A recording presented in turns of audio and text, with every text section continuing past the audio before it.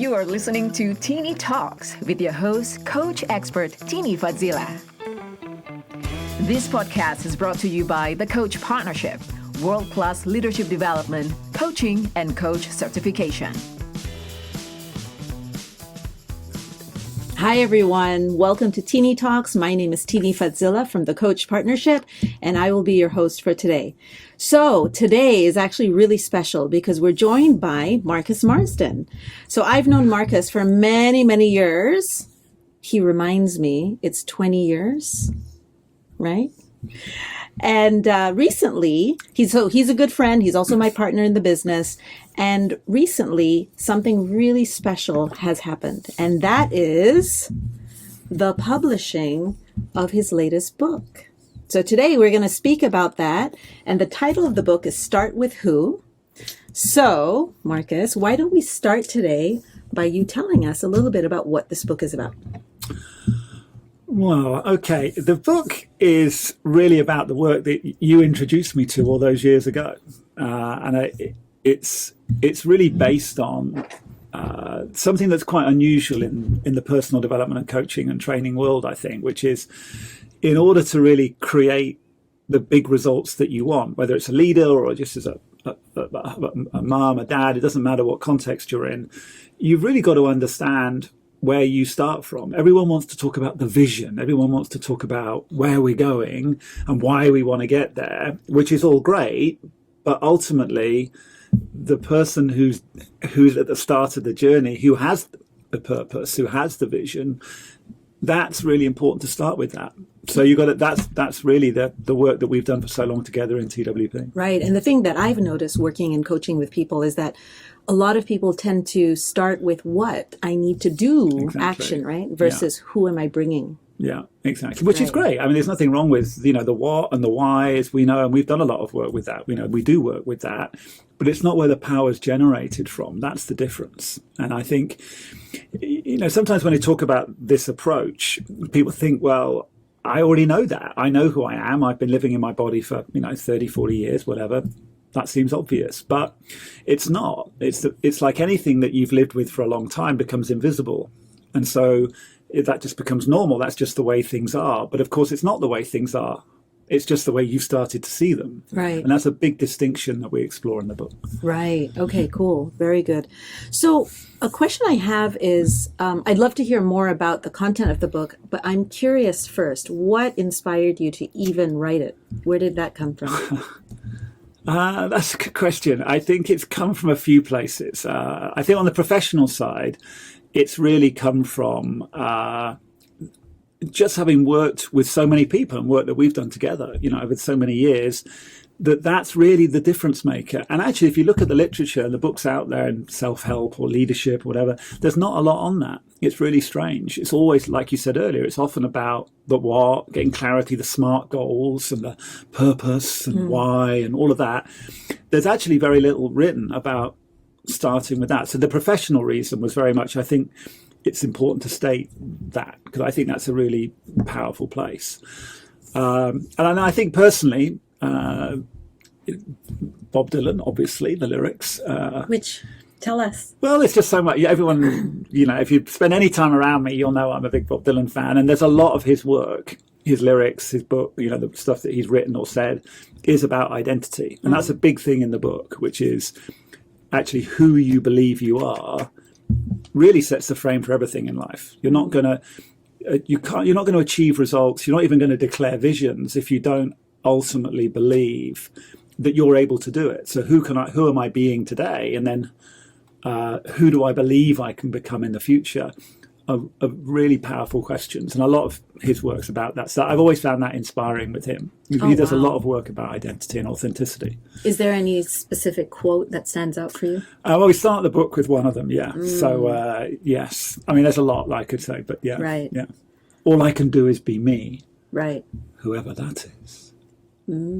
What about the power of creating? So we talk about identity.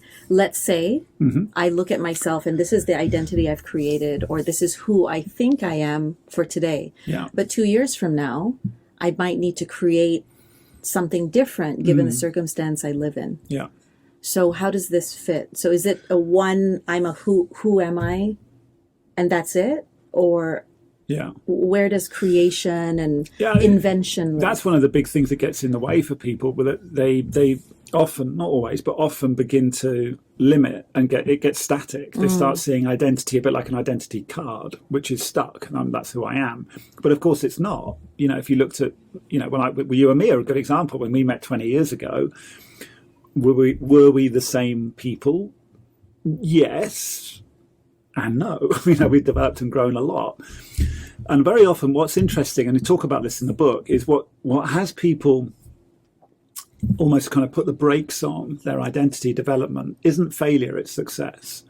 It's when people get successful at something, very often they go, okay, that's it. I want to hold on to that. And then that process, that kind of beautiful, evolving, iterative growth process of identity, people try and put the brakes on. And that's often when they get into trouble. That's when things fall apart.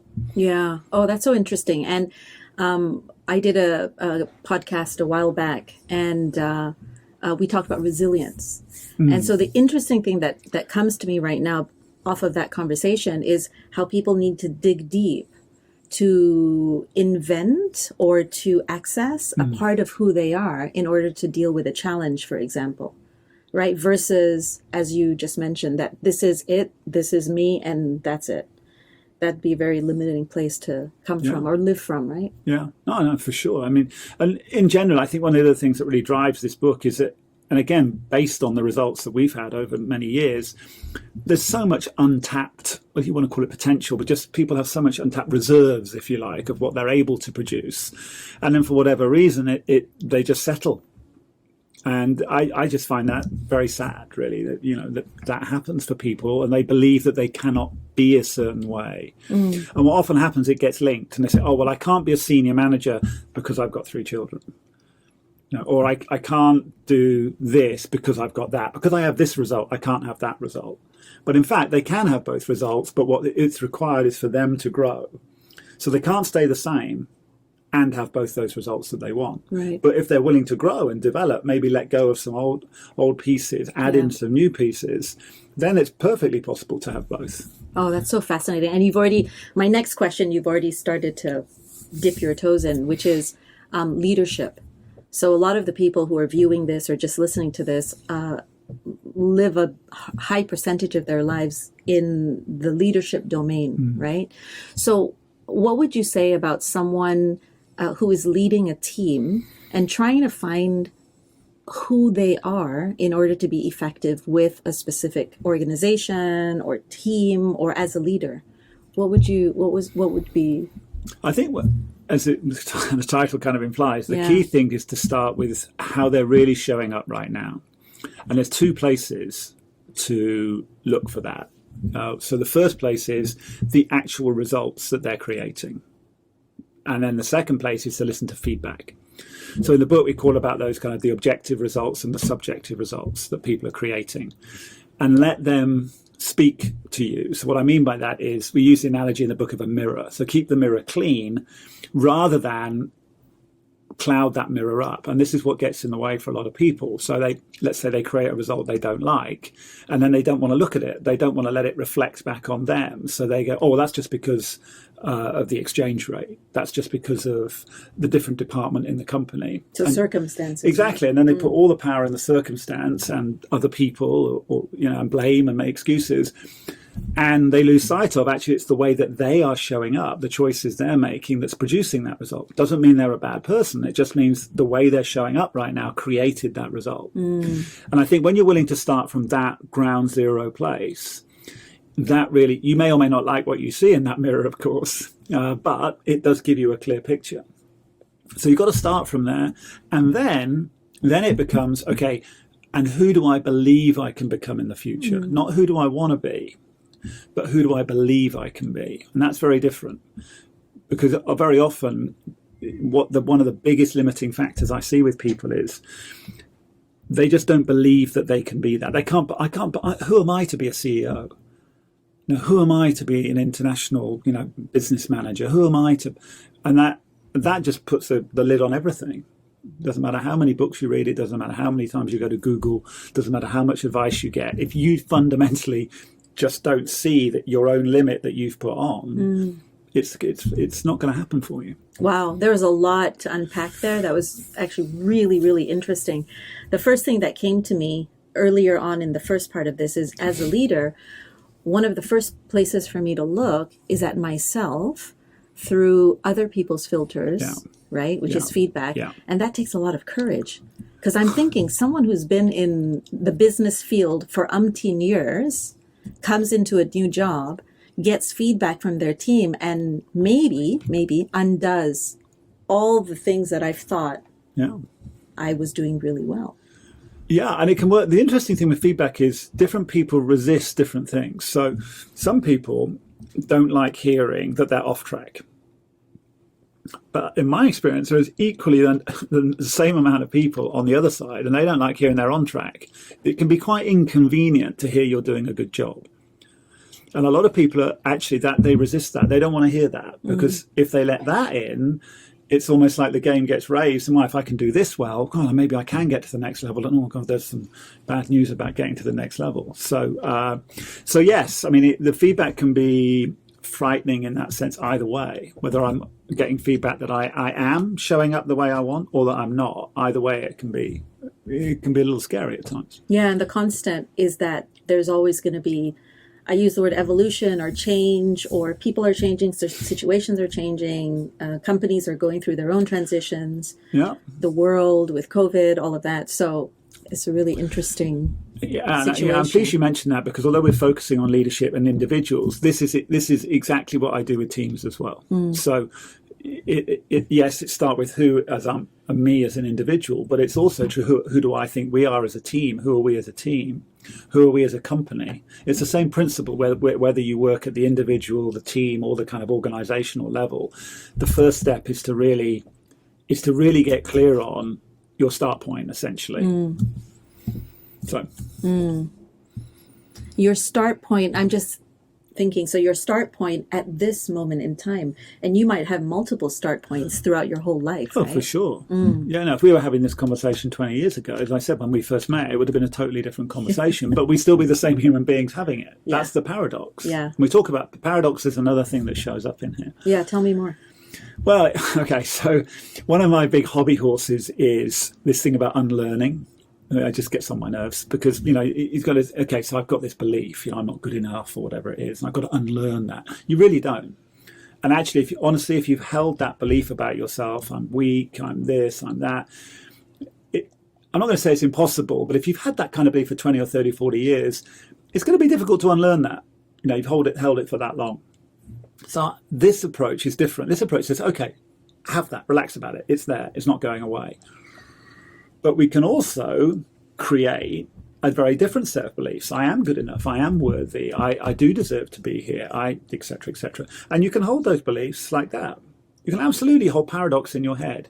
Human beings are perfectly able to do that. So rather than spend all your energy trying to unlearn something, create, declare, which we talk about in the book, declare, and then produce evidence that actually you are. And then these two beliefs can exist side by side.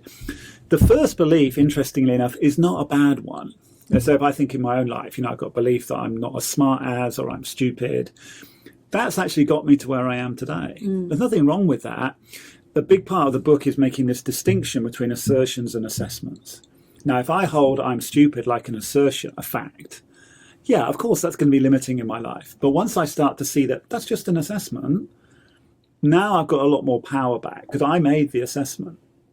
So a lot of the early part of the book is looking at that kind of classic ontological work, the speech acts that the coach training school graduates will know. What I'm experiencing, and certainly this is the case with the work that we do as well, is that when people start at the starting line to go, let me really take a good, honest look at myself, where I am right now.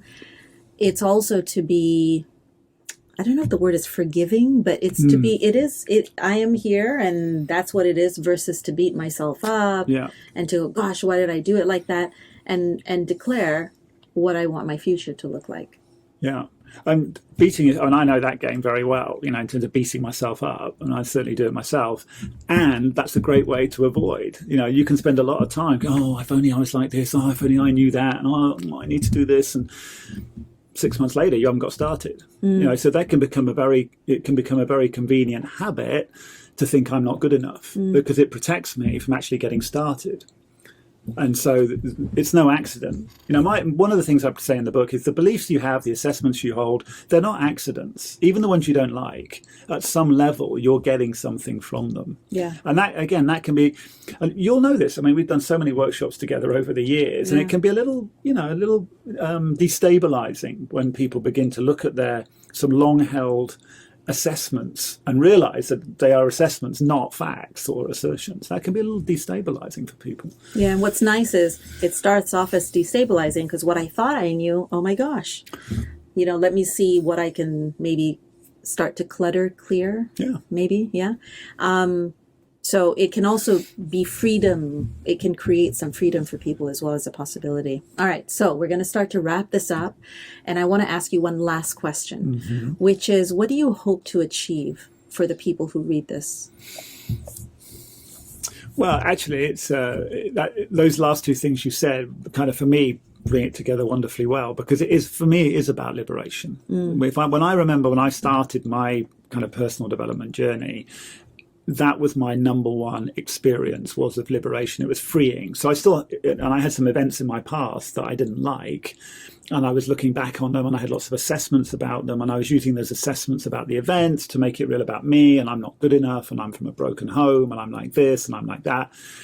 And when I really started to essentially practice really what the book's now talks about, it was a genuine feeling of liberation. And I think but only you can, it's a bit of a cliche, but only you can set yourself free. Right. And, but for me, that really was the start of really the second part of my life. I think I would say that, once I really got to see that. And if this book and the work that we do can be a part of that, to support people or challenge people to have that experience, then I'd be thrilled, honestly, because we've spoken about this so many times, over the years, that the work we do is a privilege. We're really working with people at a very deep level in their lives, but ultimately only they can do the work. However committed you and I are to them in terms of coaching and training, and it doesn't make any difference unless they really are willing to step forward. And that's really what takes the guts. And that's all the people that we've worked with, they take risks. Yeah. Well, congratulations. I'm so thrilled for you. And a lot of the work that we do, as Marcus has mentioned, is in this book. Yeah. So I wish you all the success, which means us all the success. And for all of you viewers who read this book, apply it and design your lives to be spectacular, because that's really what we're up to. Thank you so much. Bye. Thank you for listening to Tini Talks. Inspire change, one powerful conversation at a time.